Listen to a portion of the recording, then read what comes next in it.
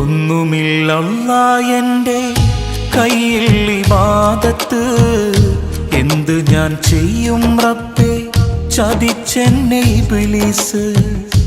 ഓർക്കുവാൻ വയ്യ റഹീമേ നിന്റെ അദാബ്, ഈ തൗബ സ്വീകരിച്ച് എന്നെ നീ നന്നാക്ക്, ജഹന്നമിൻവിറകാക്കല്ലേ അല്ലാ. പാപിയെ കരകേറ്റിടണേ നാഥാ, ജന്നത്ത് നൽകുമോ ഓശാരമായല്ലാ. ചോദിക്കാൻ നീയല്ലാതെ ആരുമില്ല നാഥാ.